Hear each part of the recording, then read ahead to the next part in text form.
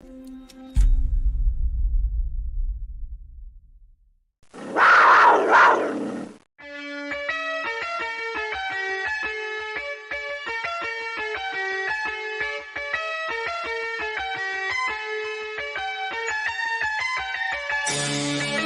they do that, the Cougars will be very, very, very, very tough to beat. Off the window, no! Roberts tried to get it. Shed for the win! Got it! Just with 14 points, but you just look, the way that he dominated the game was in controlling the pace and making smart decision after decision. Coleman by Slamma down. Go to pizza spot before or after. The dream is alive for Houston. Go Cougs! Let's go! Hello, everybody. Welcome into another episode of Let's Rage Coogs, presented by the Saxenian Family. Unfortunately, oh man, we are coming off the heels of a brutal game between the Houston Cougars football team and the Kansas Jayhawks. There's just something about these Jayhawks, and specifically Jaylen Daniels, that the Houston Cougars cannot figure out. And they've played 3 times in the past 3 years, and all 3 of those times it has not gone. It has not been pretty for Houston, and today was no exception. The Kansas Jayhawks, quite frankly, pounced on Houston early and never looked back. Kansas ends winning the game 42-14 from Kansas City, Missouri, and it was just ugly top to bottom from the start. And I think the most glaring thing, and that was different from the rest of the season, is just how bad the defense was today right off the bat. We're going to get on into that. Obviously, we want to get into your comments, but Kris, thank you for joining me on this Saturday afternoon / about to be evening, a few minutes away from evening. How are you doing, Kris, before we get into this game between Houston and Kansas? I'm doing well. I'm disappointed in the defensive effort. The tackling was poor early in the game, and Coach Fritz talked about that in his Monday presser. I think he said the film showed they missed 19 tackles in the win at TCU, and they worked on it. Well, didn't look like it. Kansas had the ball the first 4 times and scored touchdowns each time. That's bad. It was a surprise at how bad the defense looked. The turnovers, Kris getting picked off, and then KU scored to make it, bad. Kris took a hit, and I have to hope. I think Ryan Monso was there at the game. I hope someone asked Coach Fritz about if Zion is injured, because Donovan Smith came in the game a possession after Kris returned to the game after he took that hit, and I didn't want to see that. If Zion's not injured, stick with it, because now it looks like you're going to 2 quarterbacks. You don't have one. If it's going back and forth like that.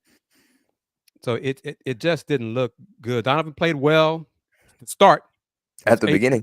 First 2 drives. 8 for 9 started off, and then he ended up with the picks, 3 ball picks, the deflection on the last one. The play calling was better in spots, but the defense took a big step back today, and that's disappointing. Jaylen Daniels, Kansas had lost 5 straight. Jaylen Daniels had struggled, and I guess he got right with KU's bye week. Their off week last week, and got himself together. And I mean, what is it? The rushing numbers: KU 400+ yards total offense, 220 rushing yards, 220 rushing, 240 something passing. It was another step back. That was the disappointment. And coming off a bye week, you want the Cougs to be better, not going backwards. And this was a step back. I think that's the biggest disappointment out of all of this, is that Houston was coming off that high performance against TCU right before the bye week at the beginning of the month, and all of that good momentum is right out the window. We're back where we started. In a game like this, the glaring weakness of the quarterback position became evident again. The offensive line really struggled in this game. Give credit to the Kansas defense. I mean, they were making plays all over the field. Kobe Bryant, God, he gave Houston nightmares, 3 interceptions. But when you're looking at the stats, the defensive stats for Kansas, 12 tackles for loss. They had 12 tackles for loss. They got 6 sacks on Houston. It just seemed like they were making plays more often than not. And that was a big reason why Houston's offense just was stuck in mud for much of the game. And in this game, the defense didn't provide any spark because right out the get-go, the Jayhawks were just able to establish the run game. Think about the first drive of the game, over 9 minutes, 70-plus yards, and it just looked like Houston had no answers. They couldn't stop them. And when this Houston team is not built to come from behind, and they had a couple look right before halftime, it looked like, hey, they've played about as bad as they can, and they had the ball at the end of the first half, and it looked like they might drive, maybe at least get a field goal, and you can go into halftime down just 11, and you're going to get the ball back first to start the second half, and that went out the window when it looked like there was miscommunication with Donovan Smith and his receiver. I believe it was Devin Williams, who it looked like he was it looked like Donovan Smith expected him to curl or come back towards the ball, and Devin kept going straight, and it ended up being a very easy interception for Kobe Bryant. Houston comes away with 0 points, and then obviously to start the second half, the Cougars failed to be able to capitalize on any of that, and before you knew it, Kansas just kept scoring and scoring and scoring, and it's kind of interesting when you look at the time of possession. Houston actually ended up winning that 31-41, but it did not feel like that at all. It felt like Kansas had complete control. Even the number of plays, the Cougs had more plays than Kansas, man. Which that's odd. But at the end of the day, it was an ugly game for Houston. Dayon, you ready, man? All right, bring in Dayon. And Bryce won't be able to join us. Something came up, so it'll just be the three of us giving you this postmortem of the Cougs 42-14 loss. Can you bring him in? I need to bring him in. What do you need to do? I got him. Yeah, okay. But I mean, your thoughts, Dan. You can go ahead and start. And they I pretty much echo some of the same sentiments that you guys were saying. I just think kind of comparing from the last 2 weeks, not really 2 weeks, last 2 games, because they had a bye week last week. I think the difference, primarily both games being on the road, is I think the importance of getting off to a good start. And the defense didn't really do that, nor did it really do the offense. And so, like Andy was saying, the team right now isn't built to play behind. I think they kind of plagued them. Although Kansas didn't have a crowd factor, I think just the road atmosphere and not getting out to a good start really hurt them today. But I think overall, I think it's still just in totality. I think just realize the importance of building something and on a game-to-game basis as part of establishing consistency, whether on the road or at home. But I think today, from what I saw, is getting out to that slow start really played them, because even when they was down, I think, 2 possessions, and they had opportunity to get a drive when we got the tipped interception, it still never really felt like Houston was going to kind of turn that corner and either tie the game or really make it a one-possession game. I mean, it was 28-14 in late second quarter. Kansas kind of gifted the Cougs some time with 2 incompletions, and then that pick. I mean, and we've criticized Barbay and the play calling. He was aggressive before halftime. He so you can question the play call and execution was not good. They were not on the same page, QB and receiver. And then we saw some of Donovan's bad habits on the trick play, the flea flicker. Same thing, flea flicker. Malik Carr was covered. Okay, it did not work. It did not fool Kansas. But Donovan stuck with his number one read. On a trick play, you got to have another option. You should have another option. And he should have seen my number one read is covered. Let me go somewhere. Let me check down somebody else. Because when he threw that ball, Kobe Bryant looked like the receiver. I mean, because the ball, Malik Carr was not going to catch that pass. He was in position to tackle Kobe Bryant. And to your point, Chris, with someone like Donovan, the experience, that's when you lean on the experience and you don't expect them to make those type of plays. You're making mistakes is okay, but when you have the experience at the position that he's played and be able to a trick play if it's not there, let's throw it away. Let's live on to the next play. But I agree with everything that you said for sure. But I really hope the media there, in Kansas City, asked Coach Fritz about Deion Chris injury status, because I hope. It sounds weird when I say it, but I really hope the reason Donovan played up until Uyale came in was because Deion is injured. Because now we're back to a quarterback controversy. I thought once Coach Fritz said on Monday, Deion Chris is a starting quarterback. We're not going to, go back and forth and do this platoon system. Well, hell, today that's what it was. Unless Deion, is injured. He came back for a play or possession, whatever, and then he was done after that hit. The pick he threw, he did not see Kobe Bryant. Okay, it was a bad read on his part, but that wasn't enough for him to not continue the game because he threw one pick. So what? He only had 3 full drives. To your point, Chris, that's not enough to. Hopefully, it like you mentioned, it wasn't because they just pulled the plug on him after 3 drives. After like you mentioned, Willie Fritz had basically cemented that they're going to stick with Chris he's quarterback 1 for the foreseeable future. But I think honestly, when it comes to this game, and I know Houston on offense had some injuries. The lone bright spot, I guess we can say, in this game was Mackie Muse, who had a great game himself, 6 catches, 99 yards, including the touchdown, where he did a great job evading all those defenders and getting into the end zone for the touchdown.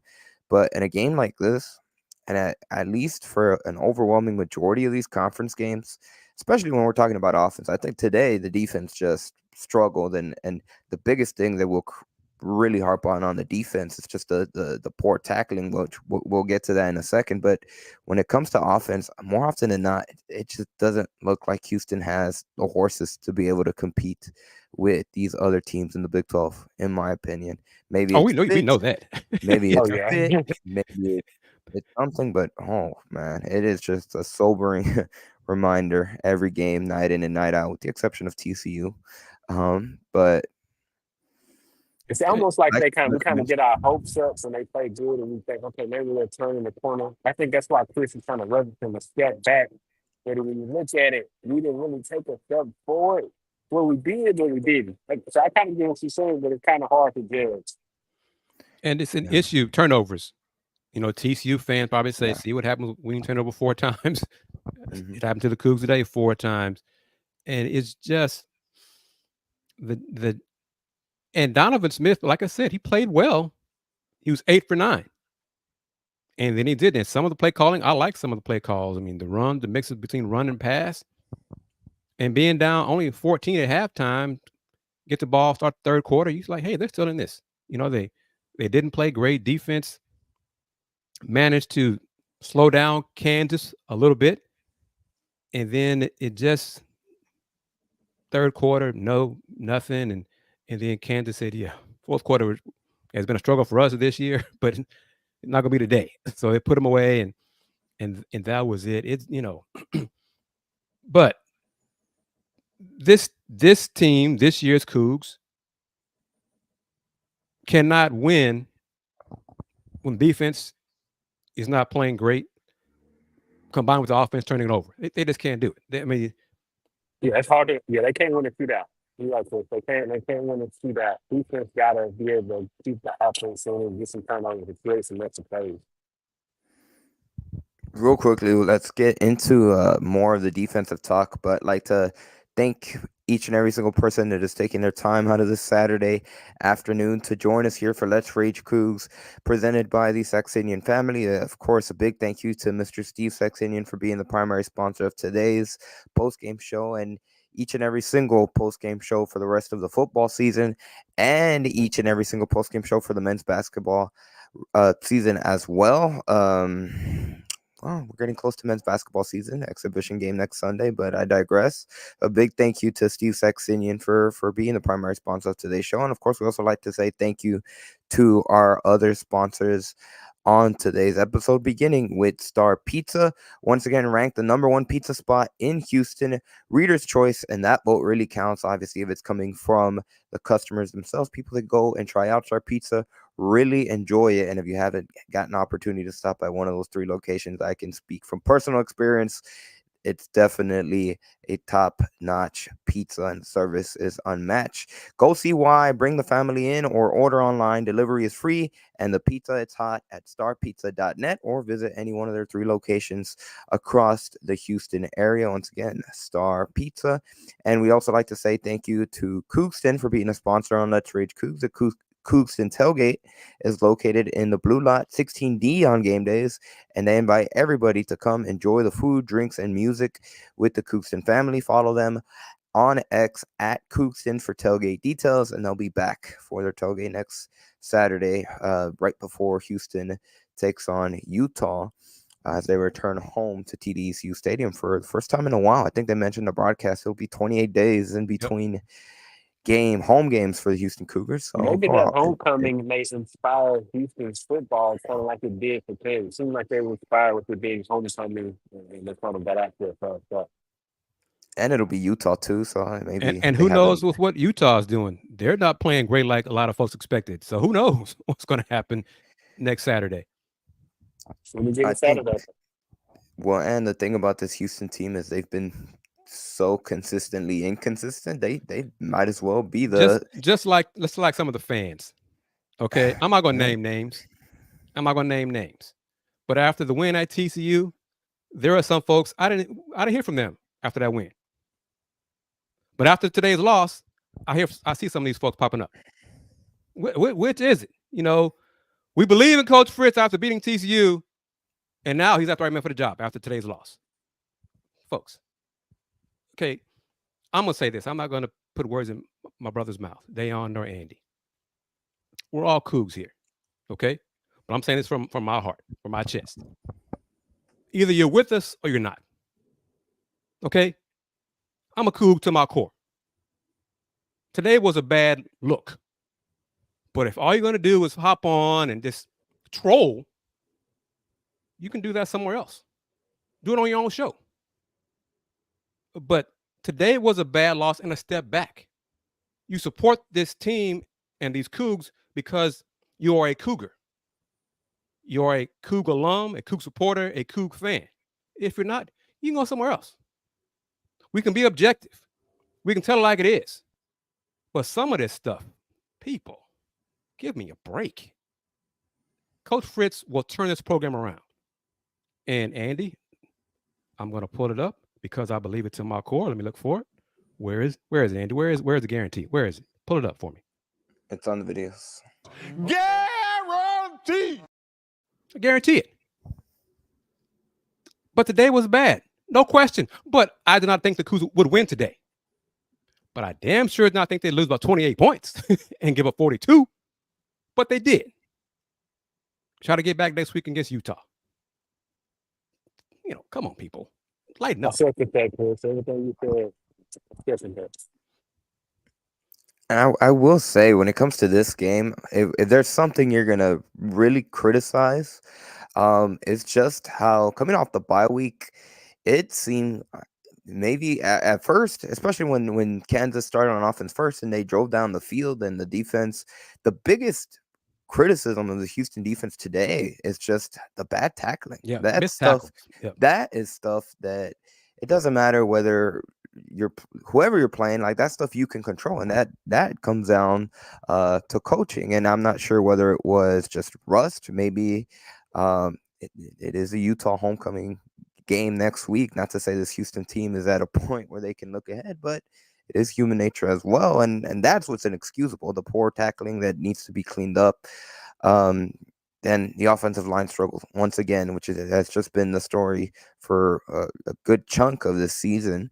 I know injuries played a part somewhat in the offensive line.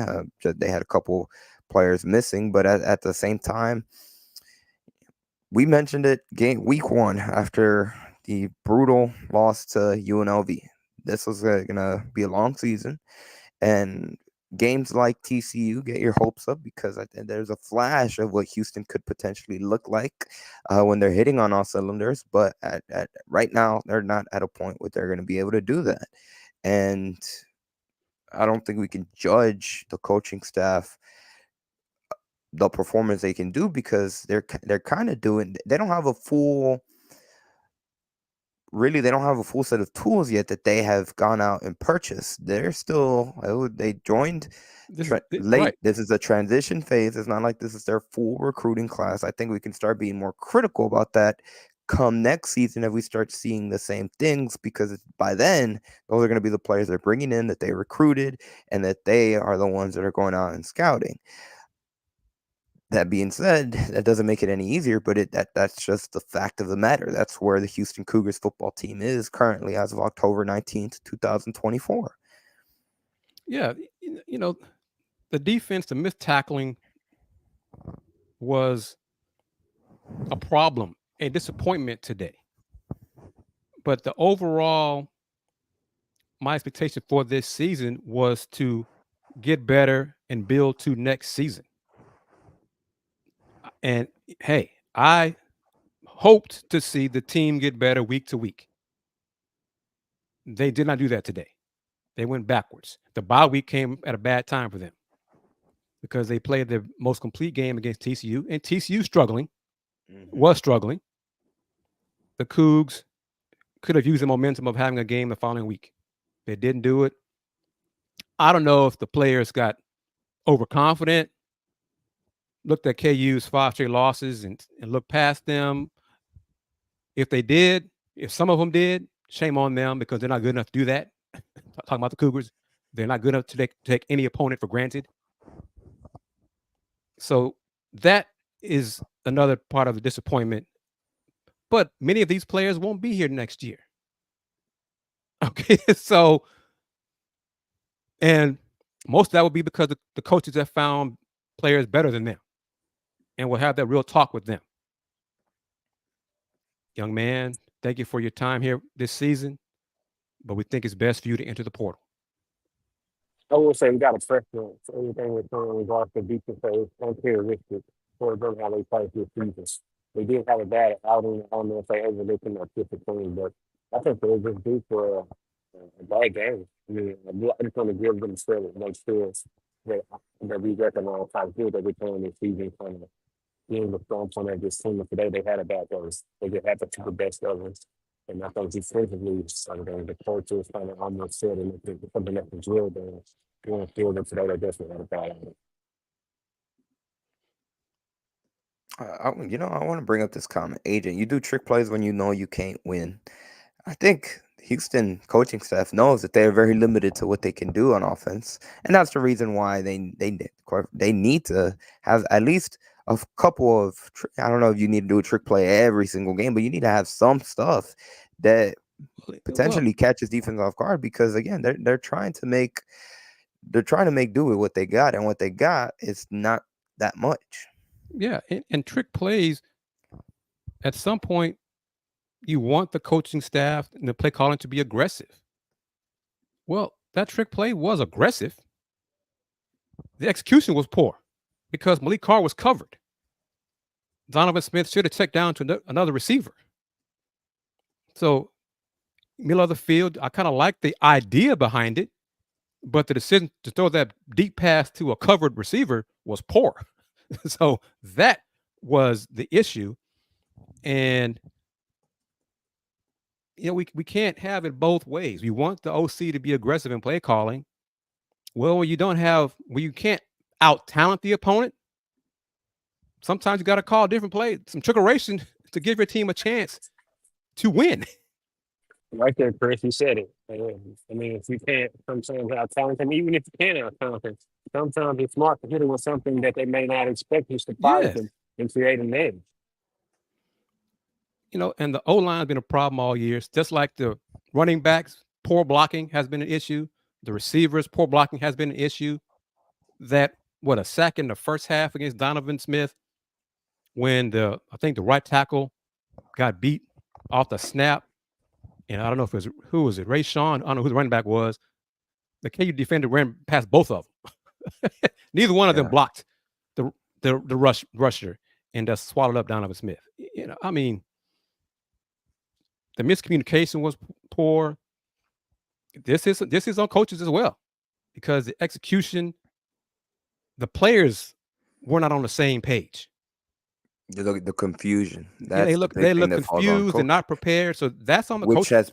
has been a theme throughout the season, going back to when Houston lost to Iowa State, and Willie Fritz stood on the podium and he said, like, they have to find a way to figure it out as coaches, whether it's continue to simplify the offense more or whatever they got to do to make them understand. But something is clearly not clicking, because it still looks like there's that confusion with the players. And now we are 6 weeks into the season for Houston, 7 weeks into the season for Houston now, and that confusing is still very, very evident amongst the players. And that And should also, not be the case coming off of a bye week. A bye week should be your time to clean up issues, to fix things that need tweaking. So that is another factor in why today's performance was such a disappointment.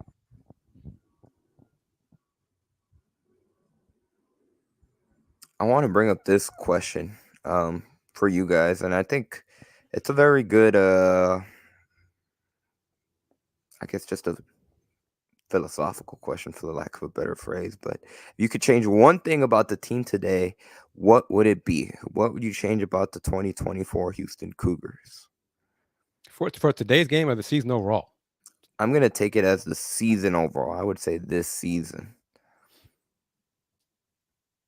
I mean, it's one thing. It's so many expectations. I think some folks had unrealistic expectations for this year's team. This team is not good enough to win consistently, and it's shown it's not good enough to play well.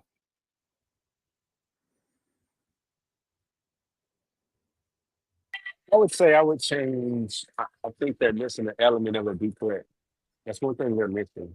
The element of being able to beat you downfield. Like Erlen Spokesman, they sent us aside long range is doing this league.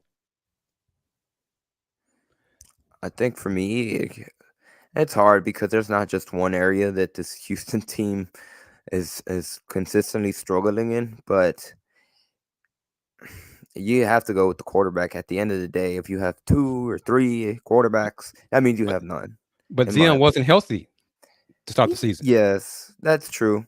But well, again, it goes back to the biggest question that we still have on Zion is, And if is he's injured again today, he can't stay healthy. well, yeah, that's now been 3 games that So, he's yeah. been nicked up when he's playing a consistent amount of time. But even then, I would also say that, and we didn't really see it much against TCU, but again, so far it looks like TCU, it's his own standalone. It seems like the aberration compared to the standard for this Houston offense, but more often than not, it seems like this offense has been limited in terms of what they can do in the aerial attack when Dion Chris is there. And when Donovan Smith is there, it's the exact same thing. There's clearly no consistency. And that's the big thing that has just plagued this team in general so far when we're talking about the offense overall in particular. So if I had to pick one, I would pick that. But that, even then, you could have Arch Manning back there. I don't think that would solve the Houston Cougars' problems this season. When we're talking about blocking and we're talking about just the inability to make plays. This team has a lot of problems, a lot of issues. Offensive line, lack of a playmaker in the receiving core, a deep threat, inconsistent quarterback play, inconsistent play calling, missed tackles. Earlier in the season, it was too many penalties. Special teams missing field goals. Picking an issue here. The first play of the game, Kansas has a terrible decision to take out the kickoff. They get tackled at the 10, and then they get bailed out because of a penalty that ends up wiping away that mistake, and they end up being in a good field position, and it leads to that 9-minute drive that really set the tone for what the entire game was going to be like. And another example of this year's Cougs are not talented enough, aren't good enough, and I'm including the play calling, from the coaches, to overcome shooting themselves in the foot in whatever way you want to call it. Dumb penalties.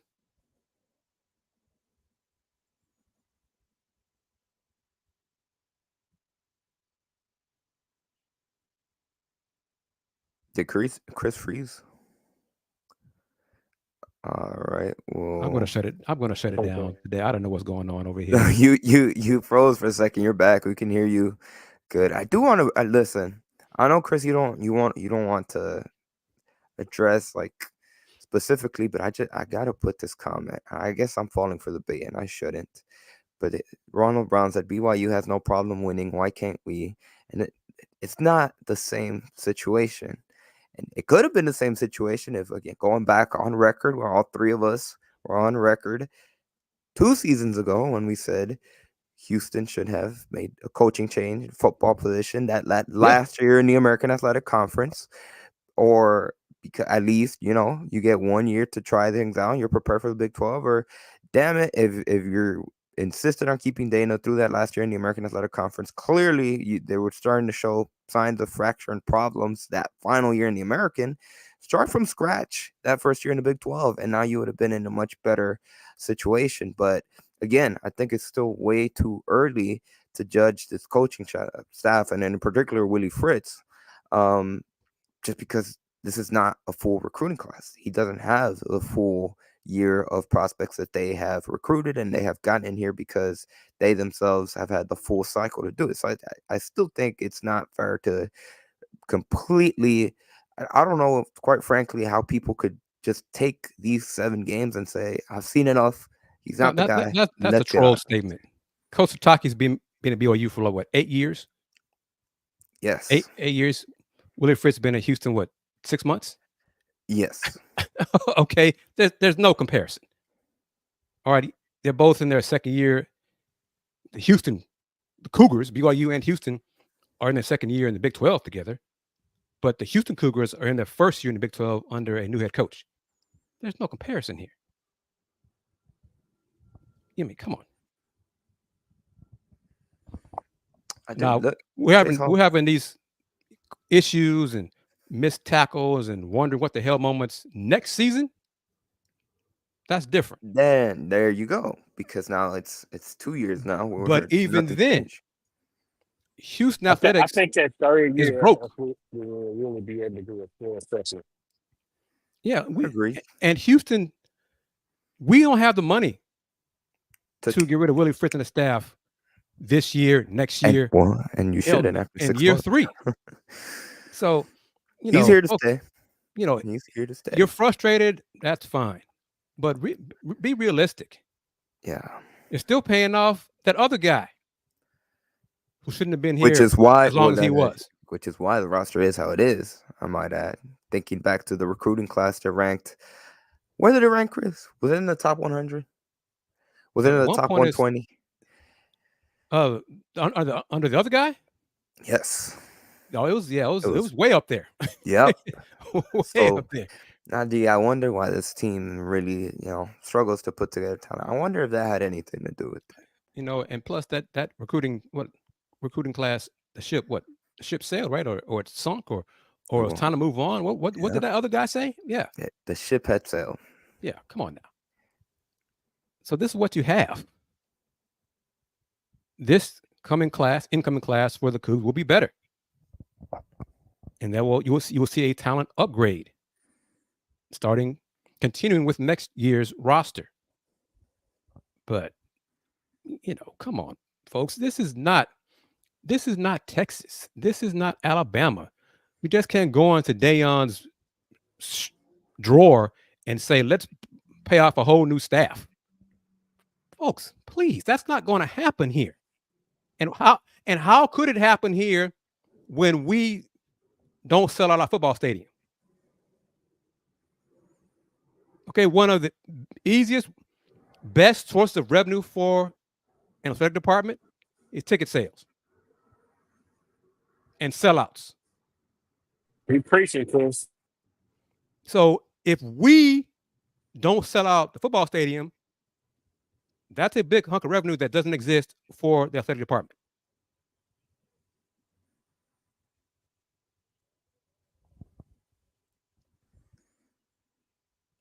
Yeah, enough said. There's not much more there needs to be said about that.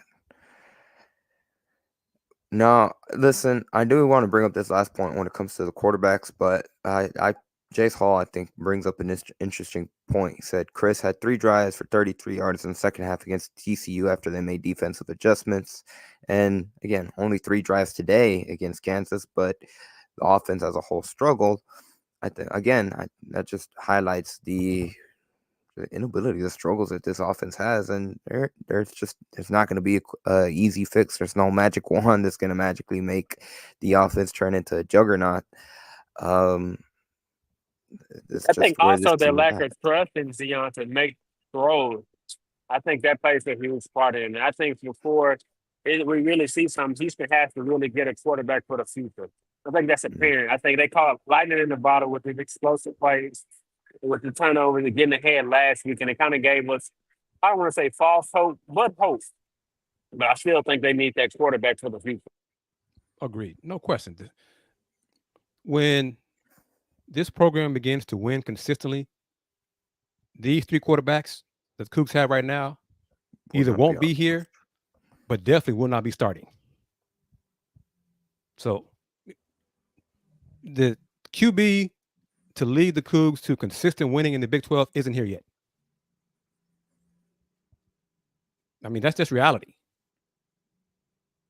You know, Zion may be a guy to plug in because of injury next season to that whoever that QB is or whatever, but he's not the guy long term.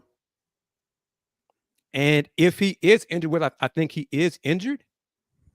I don't know if he's snake bit or what, but he can't stay healthy.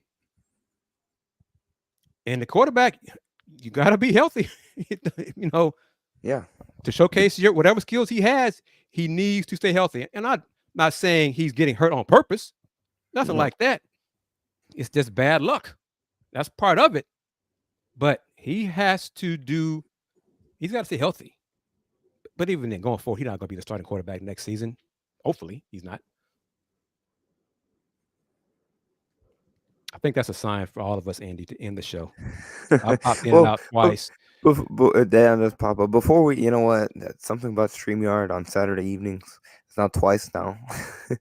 Well, unfortunately, the Houston offense or the Houston Cougars, when we've had shows at 6:00, have had similar performance to how StreamYard is having tonight. But real quickly before we wrap things up, I do want to once again shout out today's sponsors on Let's Rage Coogs, beginning with Steve Saxenian. Big thank you to him for being a primary sponsor of today's episode of Let's Rage Coogs and all season long of each and every single post-game show for both football and men's basketball. And of course, we also like to say thank you to Cougston for being a sponsor on today's episode of Let's Rage Coogs and a season-long sponsor. The Cougston Tailgate is located in Blue Lot 16D on game days, and they welcome everybody to come enjoy their food, drinks, and music. And they always have something good brewing, so be sure to check them out. You'll have options for some good food no matter what day it is, and be sure to follow them on social media at Cougston for tailgate details. And of course, we also like to say thank you to Mike and Jennifer Pittman for being sponsors via Star Pizza, which is once again ranked the #1 pizza spot in Houston. That's coming from Reader's Choice.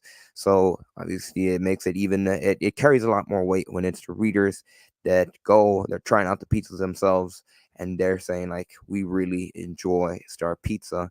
Again, speaking from personal experience, I can attest.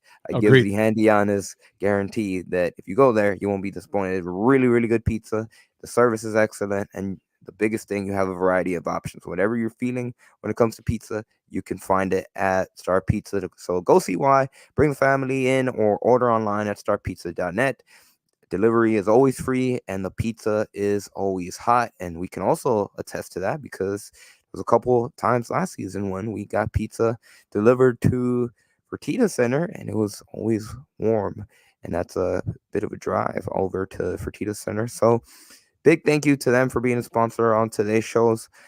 Last thing, Kris, before we wrap up. So Utah, at this point, quite frankly, we don't know what to expect, but we're just gonna show up and see which version of the Houston Cougars show up. Hopefully, it's at least a competitive game, like you mentioned. However, Utah is, they're filled with question marks, obviously, with the injury of their quarterback, and who knows what they'll look like coming into TDECU Stadium for what will be the Cougars' homecoming game. So there will be a little bit more extra spark in the air, and there'll be obviously some former Cougars that can hopefully inspire and motivate the guys that are there on the field. And talent, we have to support ourselves. Okay, first things first. And you talking about guys who have left the program and got paid to go elsewhere. That's also indicative of how small our NIL, and I'm saying, notice I say our NIL is here at Houston. We have to improve a lot of different things to compete in order to be competitive with these bigger programs. We have to do more than what we've done in the past. But I want to say this, it just popped into my old brain. Salute to Star Pizza for what he's done. He committed to a text link on my website. My website's going through changes right now, getting the certificate renewed. But I started a different idea, and he was one of the first people to hop on board that new idea for the text link on the website of the Houston Round Ball Review. Star Pizza was also the food provider for last Saturday's UH Coaches Clinic. And there was a lot of coaches there that they had to feed. So, and Star Pizza fed everybody. So salute to Star Pizza for that. But folks, if you're new to the show, and I apologize for the issues I'm having here with my Wi-Fi, but trust me when I say this, I am a Cougar proud UH graduate class of 1994. 30 years. Wow, 30 years. Yeah. I love my school. I love my university. But all of us have to do our part and do better to support athletics. We need to support athletics. I know it doesn't look good right now, but we're in the Big 12 now. We need to show up to the games. All the games. Football is the cash cow. Clearly, we know that.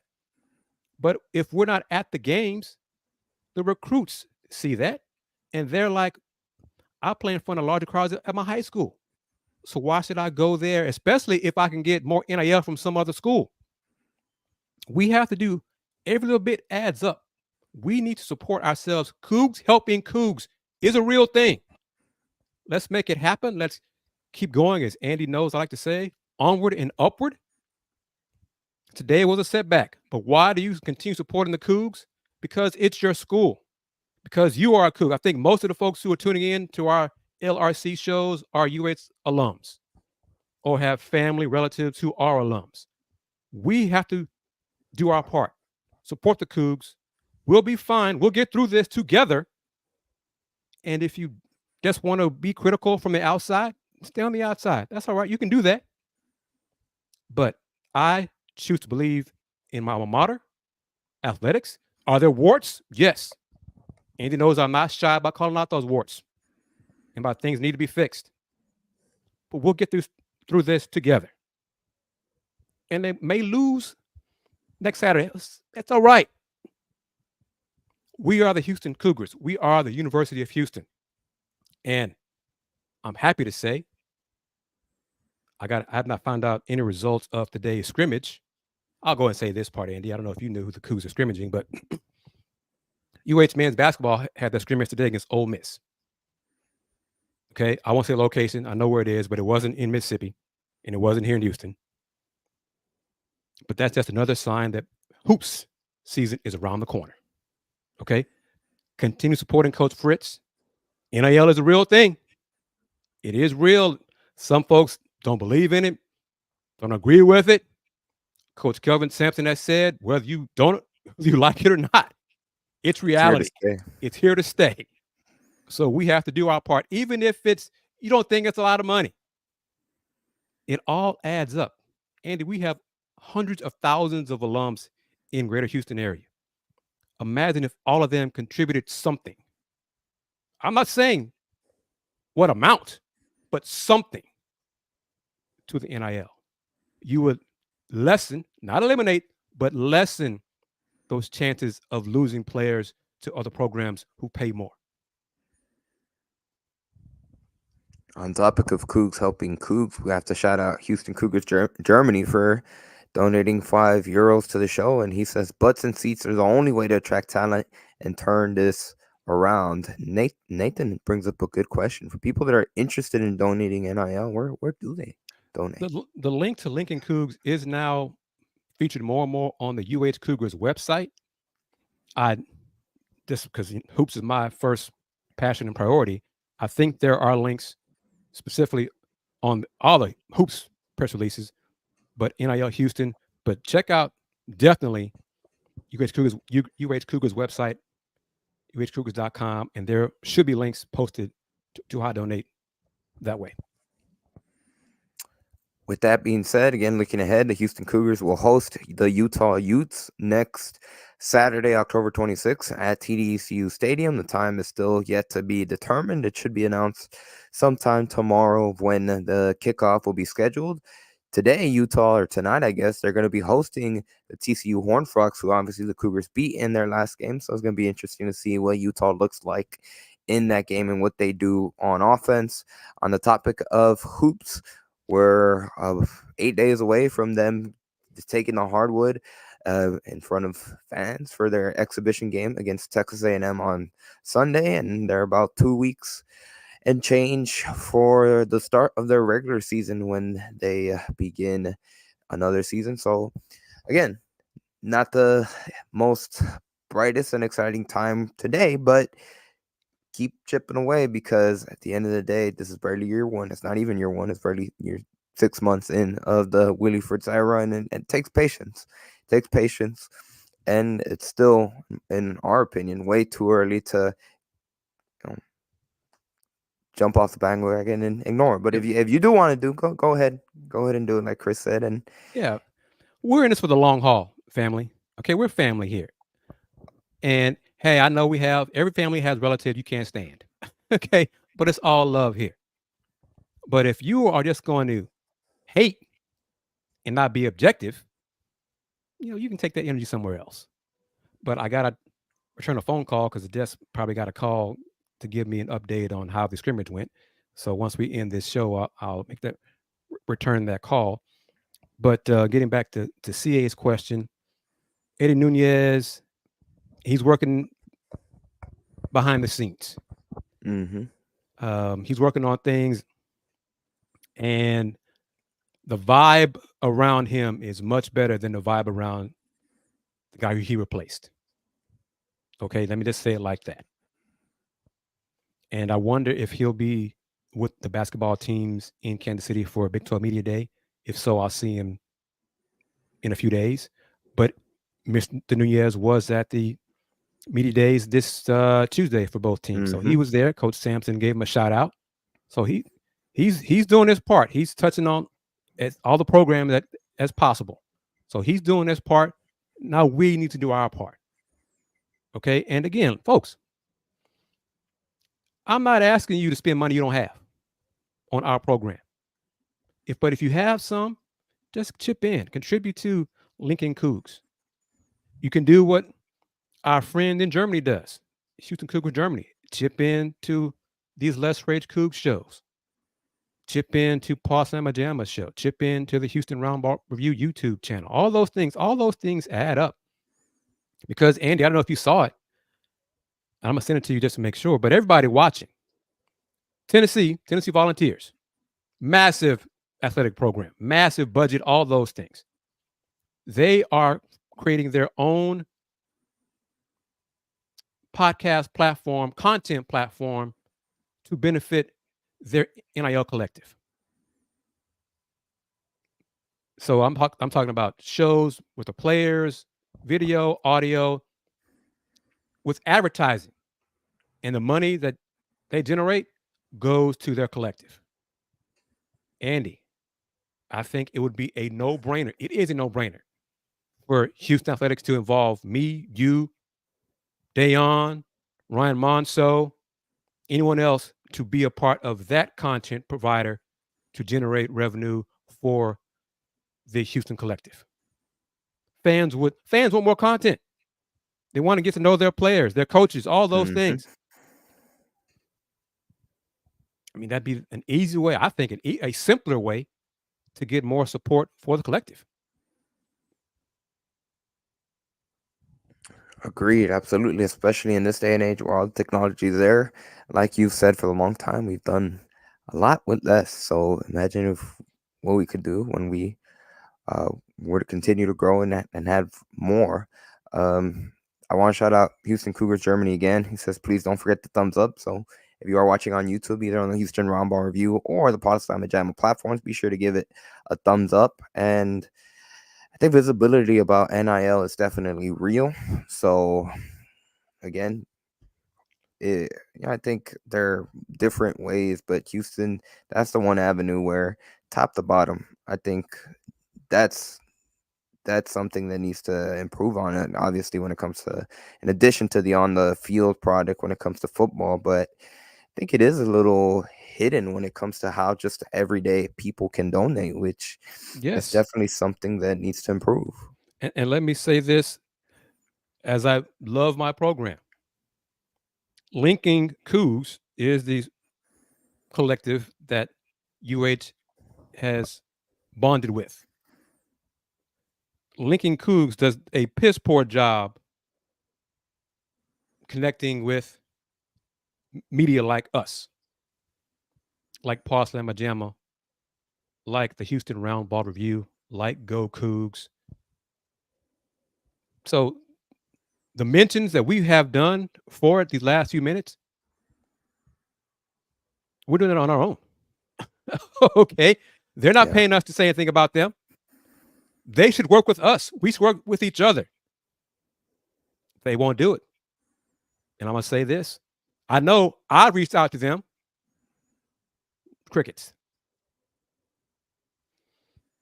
Well, I mean, I promote y'all and plug y'all because y'all are connected to my university, my alma mater. But I mean, how much longer do you expect me to keep reaching out to you and you'd ignore me? Andy, we're going to keep doing these Let's Rage Coogs. Mm-hmm. This is the third season. We haven't gone anywhere. We've only continued to grow. And we're going to continue doing our part to discuss the Cougs. And it's not really our job to promote the Cougs. Okay. But we're doing that part of it because we are alums. And we also see reality and the importance of NIL. And especially if the Cougs want to be competitive and then compete and then win championships, how important NIL is for Houston Cougars athletics. So it all works together. We're in this together. I'm not petty. I'm not, you write for that outlet. You work for that outlet. I'm past all that, man. I want to help the Houston Cougars shine and excel. That's what I want to do. Yup, preach. At the end of the day, we're all same goal. At the end of the day, we're all trying to help support the University of Houston athletics grow because we want them to be successful on the national stage and in the Big 12. Because at the end of the day, if everyone eats, we all succeed. Everyone's going to get fed. I want us to all eat. I want us to win, and us means the Houston Cougars. Yep.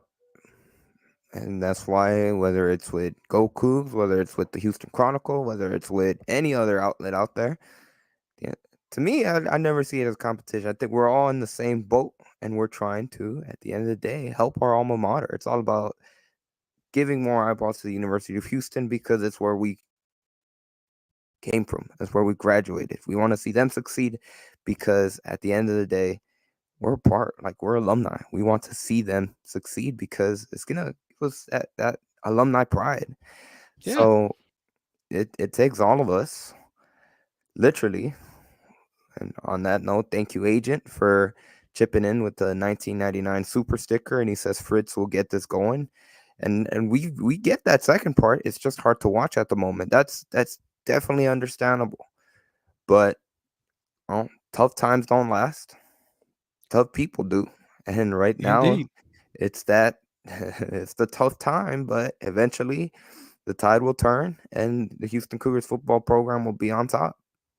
And trust me, like I said at the top of the show, the way the team lost today was a surprise and a disappointment. Because, I mean, the tackling was so poor.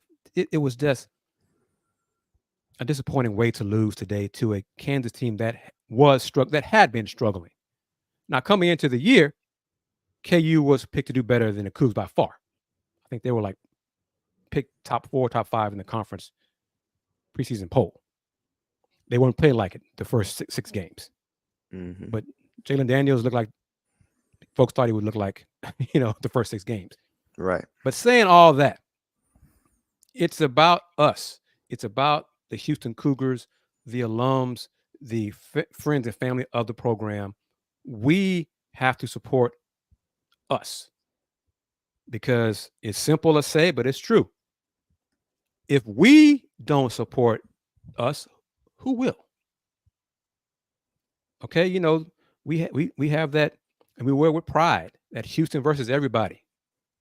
Galen Robinson has merch like that. We're proud of that. But folks, that what that also means is us helping each other.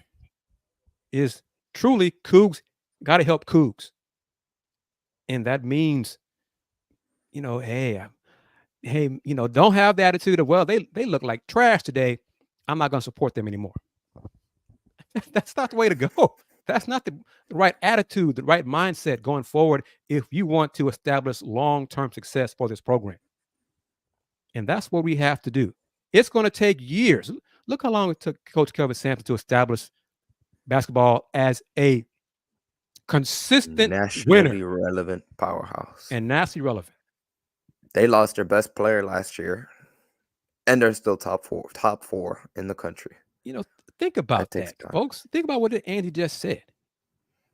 The Cougs have lost players each year, and they are still thought of and respected nationally in basketball, of course. And this one is going to take Coach Fritz time to establish that here, where you can lose a player, lose 2 players, and still be for Big 12 football. Is Coach Fritz there? Yeah. Well, Houston's going to be top 3 in the conference. Put in stone, year in, year out. Why? Because Coach Fritz is there. That's the first year in the Big 12 for basketball, Andy.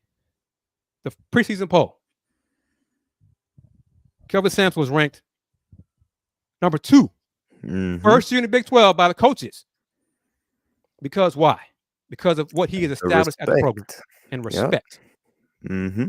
Nobody thought, hell, I'm not even sure how many Cougar fans. I know I didn't. Nobody expected the basketball team to win the Big 12 regular season in year 1. I thought they'd be competitive and be right up there, but not number. And they won it by 2 games. In spite of injuries, and they still got it done.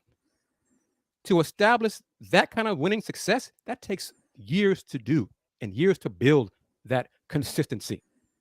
Coach Fritz, months into the first year, got in the Houston Cougars football program. He's still trying to establish a foundation upon which to build and create consistency and success. I believe he's the right man to do that and get that job done here at Houston. That being said, that's pretty much going to do it for today's episode of Let's Rage Coogs. You know what? I do want to bring out this one thing from Justin Singleton, but again, kind of, it all connects, but there is a lot to be had when it comes to podcasting and how that's grown over the course of the past 3-4 years. Just look at some local media that are beginning to get out of the traditional media, whether it be radio or print or whatever the traditional media, heck, even broadcast television is starting to, those are beginning to decrease. And to going back to what Kelvin Sampson said about NIL, doesn't matter whether you like it or whether you think whatever your opinion is, it's changing. And whether you like it or not, it's going to be the future and it's here to come. So I know the university hasn't always been known for being proactive, but I think we've shown that it can grow, because let's go back to 2-3 years ago when there was no post-game show. Mm-hmm. There was no, or I guess there were a few podcasts, but there weren't as many as there are now. there most definitely was no online post-game show. Guess what? Now there's multiple. And again, that goes to show there's an audience. There's a need. Imagine if the university embraced that and they provided that content, how much it would grow. But that's a conversation for another day. That's another day. And wrap it up with this. A salute to Ryan and Go Coogs for being with the team in Kansas City, probably on his dime. Oh, yeah. Mm-hmm. But that's just another example of we, Andy, Let's Rage Coogs, we would like to go on the road with the team, the football team, basketball team. Heck, real talk, everybody. I like to go on the road with the women's basketball team. Probably with a new coach, but because they need the attention as well. Because women's basketball is growing in popularity everywhere across the country except here in Houston. Mm-hmm. And that's another story. But we could do more if we had more. And that we includes Let's Rage Coogs, the Houston Roundball Review, but also, of course, includes Houston Cougars Athletics. Mm-hmm. We can all do this. Let's work together, and it's onward and upward, and we can do this. I'm tired, and it will take years. Obviously, it will take years to get to. I mean, it never happened in my lifetime to be financially stable like a Texas or an Ohio State. But we can be better than we are right now. And that's what I want. It's for us to be better than we are right now and to not worry about financial issues and not worry about if we'll have a sellout or how many folks will we get to 25,000 for this game or will we have, we get to a point where it's a sellout. Mm-hmm. Period. You just know it's expected. Like it's men's basketball. Now, of course, marketing has to do their part as well. The football team has to win, but marketing has to do their part. It all works. We all have to work together. And I love being at UH games, being at Rocket games. Heck, at last Saturday's coach's clinic, I think he was an alum. I'm not even sure. He came up to me, shook my hand. Hey man, keep doing what you're doing. I like what you're doing. At games, countless times. How many times have we had people come up, shout out, let's rage, go Coogs. Great job. Keep you and Andy down. Keep doing what you're doing. Those words are great. And we can never say thank you enough, by the way. I mean, much appreciated. But little some contribution wise, that adds up too. NCA. UH Tulsa. I hope you talked about. I can't remember, but UH Tulsa on the road. Ooh, Gallery Sports. That was its own thing. It was a fun ride. I'd like for us to get to that point where we'd have consistent, stable sponsorship revenue coming in. We could go on the road where we could just like we did for the media day for Big 12 Media Day. Have a meeting before the season starts. Okay, we can go to 10 games. Pick them. All right, let's go and plan it out and go. That's what I like to do. I think I'm not sure of this, but I think I am going to be the only Houston media representative at the Big 12 Hoops Media Day next week. I think that would check out.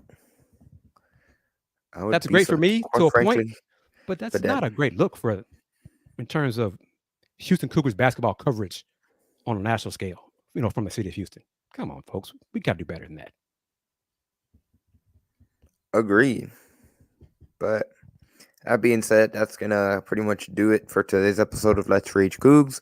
Once again, the final score from Kansas City, Missouri. The Kansas Jayhawks crush Houston 42-14. Not a pretty sight, but at the end of the day, it's only 1 week. We'll be back again next week, October 26th, for the conclusion, and we'll talk about Utah and Houston, whatever happens in the game.